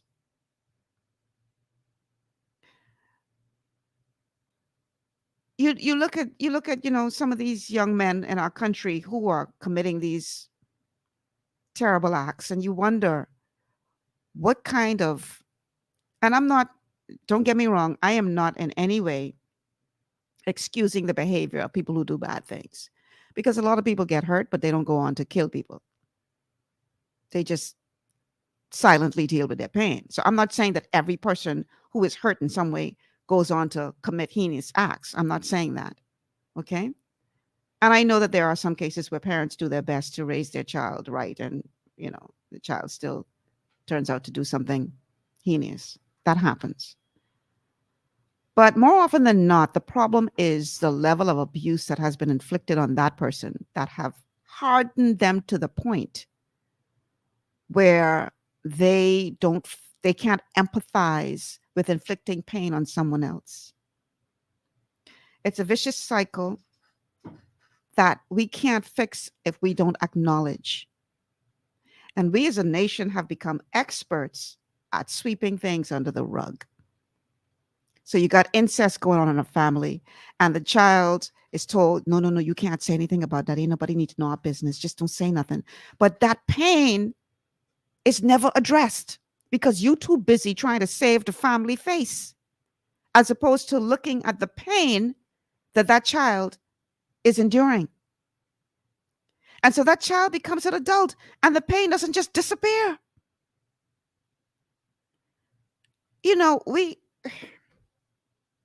I didn't say anything publicly initially because, sometimes you have to just wait before you speak so that you don't speak something that is out of turn, but I am really bothered by what I see going on in this country, where a man could decide that he is going to shoot a woman in her head while she is allegedly nursing their baby because she had the nerve to decide that she don't want to put up with his abuse anymore. This is the kind of madness we are experiencing in this country. And I would like to encourage all of you who are parents to understand that the child that you are molding is going to become an adult one day, or the child that you are not molding is going to one day become an adult. I was talking to Michelle White from the station here one day, and we were talking about how you sort of parents sort of raise their children in a certain way, and when that child becomes an adult, then somebody else got to deal with the way they were raised. I was giving her the joke that at one point, one of my nephews was staying with us. I think his mother had to travel. I can't remember the circumstances, but he had to stay with us for a while. And I walk into the bathroom one day. And he was a little boy. I walk into the bathroom one day, and his underwear, he had just taken a bath, and his underwear was on the bathroom floor. So I called him into the bathroom. I said, "Hey, come here." So he came back in. So I pointed to his underwear on the floor, his dirty underwear. I said, "Who you expect to pick that up?" And this little boy looked at me like I was speaking Chinese, like I don't understand what's the problem. I said, "Who you expect to pick that up? Pick it up and put it in the hamper where it belongs. You ain't got no maid in this house." He was only about maybe 5 or 6. But the look he gave me was like, what you talking about? This is a regular thing. So when his mother came back, I said to his mother, I said, "This little boy just dropped his dirty underwear on the floor and walked out like nothing." So she said, "Well, I just pick it up after him." I said, "Now I understand the problem. Because if you don't stop doing that, he will grow into a man doing that foolishness. And his wife will be tearing out her hair. Why this man can't pick up his dirty underwear and put it in the hamper with right there." My point is, the way you mold or not mold your child will follow them into adulthood. Whether that's them stealing as a child and you think it's cute because they move something where they ain't belong to them. Oh, it's so cute. Them same cute children grow up to these boys who break it in people's house because their parents didn't nip that in the bud. So the same thing applies to the pain that is being inflicted on our children, especially. They become adults, walking wounded, who then oftentimes inflict pain on somebody else or turn it inwardly. We cannot continue to do this in our society and expect to have a healthy society. We have to do better. It really, really, really bothers me to see what is going on in our country as it relates to that. Zenneman says the Bahamas leads the region per capita in rape and violence against women and children. We got to stop, man. He also says we must have a paradigm shift in how we raise young males. Unfortunately, we live in a hyper-masculine, misogynist, toxic, patriarchal society. No disagreement here.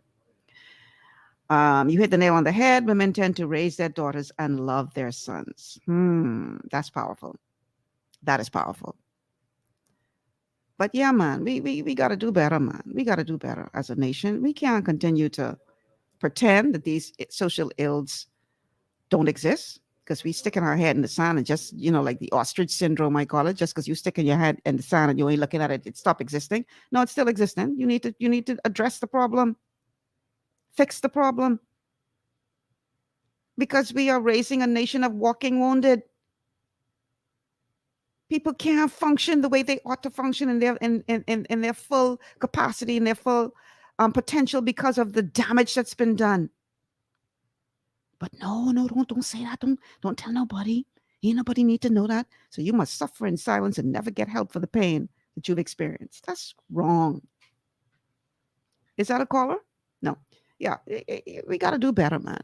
The numbers to call, 3260271, 3260271, 3260271, or 3260272, 3260272. And the WhatsApp number, 824-9952, 824-9952. It's TGIF Open Line Friday, and you are free to call in and talk about anything that you wish to talk about today. That's the whole point of the Open Line show. And I know most of our time today was spent talking about the DRA and, all these contracts and thing. And boy, I tell you. But even that, I believe, is a symptom of the disease that we have in this country. And I talked about it earlier, which is tribalism. That's a disease. And all of these revelations are just the symptoms of that. And if we expect our nation to evolve, to grow, we have to stop with the tribalism. We have to stop pretending that we don't see the wrong because you on my side, and call a spade a spade. We should not be afraid to speak truth. We should not be afraid. And, that unfortunately is, boy, I tell you. Rose says, you have to start molding them from birth. You ain't see a baby will cry the minute you pick that baby up. The baby stops crying. They born with sense. Yeah, man, we got to do a better job at taking care of our mental health in this country. And that begins from, like you say, from birth. But you know how many children in this country right now, the home life that they come from, boy, look here. It's scary what we're doing to our nation. And I think that we've dropped the ball in many ways because we have walked away from many of our traditional values that we grew up on. We've walked away from it because we figure we know better. And, who needs those old-fashioned values? But boy, there's something there because you throw out the values, but now what you got ain't worth much, you know. Um, so Zenneman says, when a young girl witnesses her mother being maltreated by her father, she grows up thinking this is how a man is to treat a woman. This is toxic. Yes, this is true. We we need to get to the point where we put our nation first. Nation first. And if that means calling out your tribe for doing something that does not benefit or advance the nation, then so be it. But we can't keep going down this road we going down and then acting all surprised and shocked when things happen. We get, oh my God, all the outrage, and then the next day you go right back to what you were doing before. Somebody said, Michelle, please don't waste your time with Milford and Sea Island. Man, y'all easy. Another person says we need to do more. We need to be more fair to Bahamians, especially the labor pool. Quasi-government offices are out of control with high school diploma graduates being the managers of master degree and certified professionals. No wonder there's a brain drain. We need an audit in NIB, Gaming Board, and Ministry of Tourism. Wow. Brain drain, that's another big one. That's a problem for us because we have a lot of very capable people who decide, I ain't going to do that foolishness. I going to stay in these people's country and help to build their country.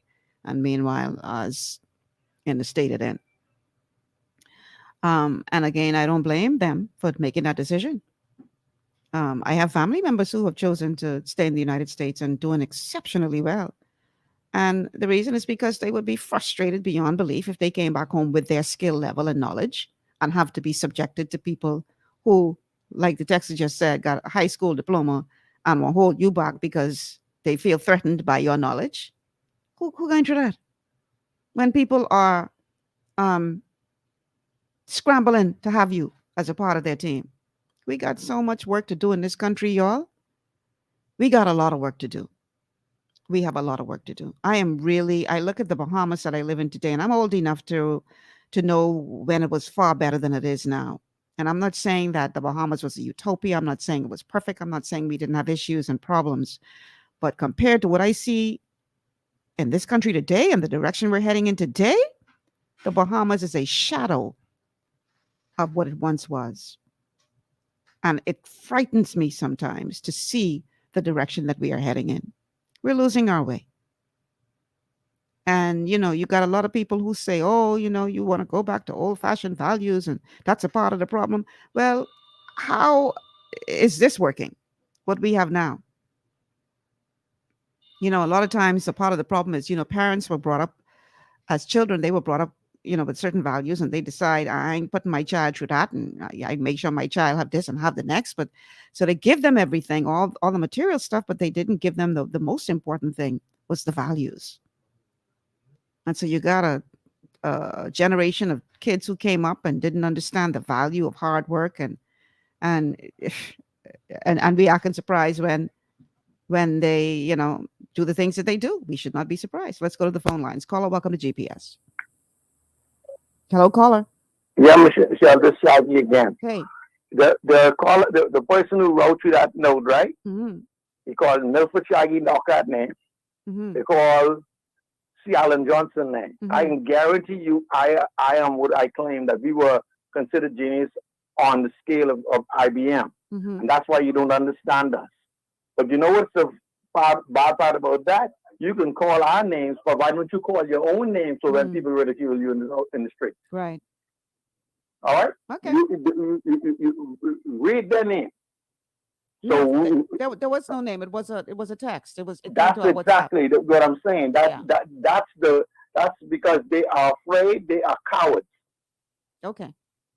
I got you. And the cowards, when you call people name, call your own name first. Mm-hmm.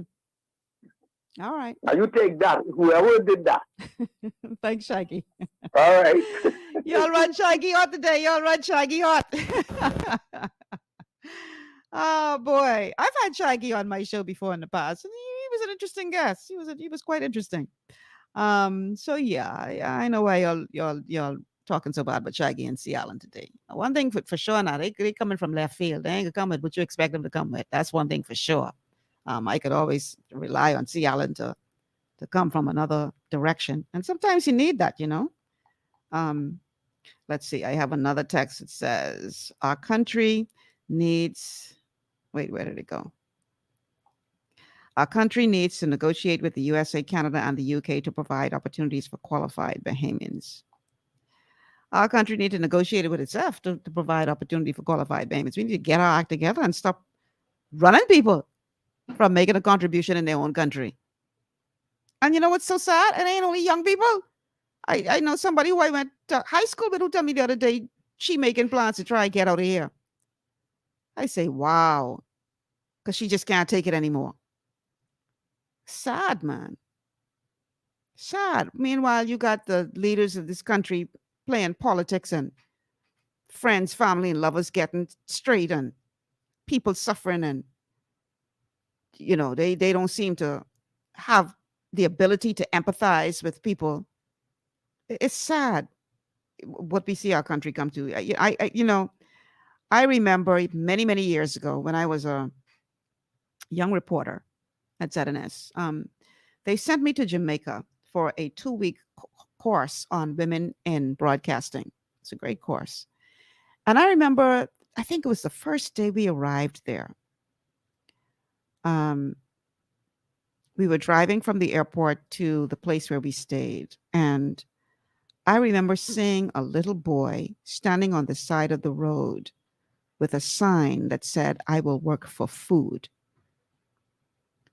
And I thought to myself, wow, the level of poverty in this country. Back then, many of our Caribbean counterparts used to think that, oh, y'all believe y'all better than us in the Bahamas. Y'all believe you. We used to hear that all the time when we traveled through the Caribbean for different, summits and all that kind of stuff. Y'all think y'all better than people because we were so affluent, right? And you're talking real poverty. When I saw that, my heart broke. I said, wow. I never thought I would see the Bahamas come to what we are today. Never thought I'd see it. But here it is.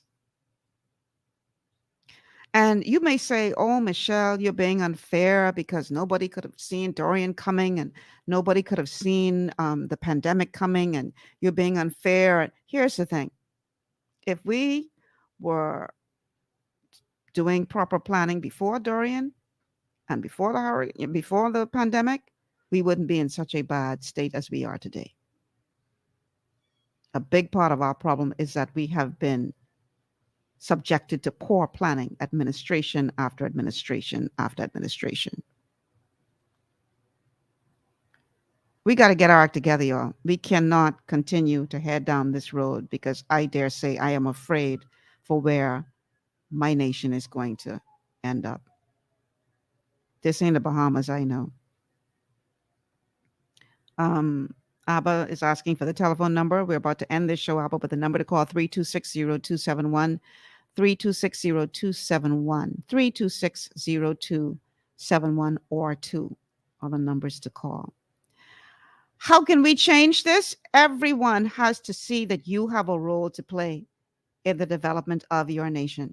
It can't be where you sit back and point the finger and expect everybody else to do something but you. What are you doing to make your nation better? Because if one person tries to make a change, it'll be insurmountable, too much. But if everybody did a little bit of something, you play your little part, I play my little part, all of those little parts can come together and be something big. Everyone has a role to play.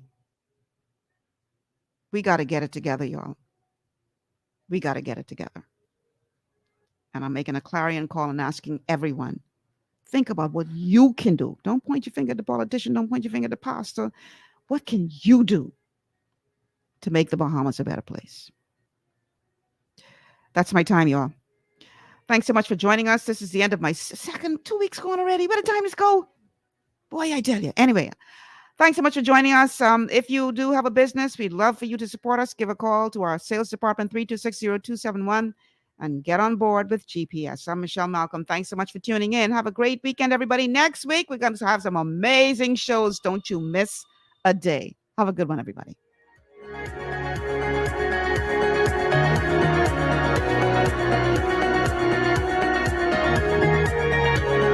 Global 99.5 FM reminds our listeners that the views and opinions expressed on this show are those of the host and guests and not necessarily the opinions of the owners of Global Communications Network and the operators of this radio station. This is 99.5 Global FM, your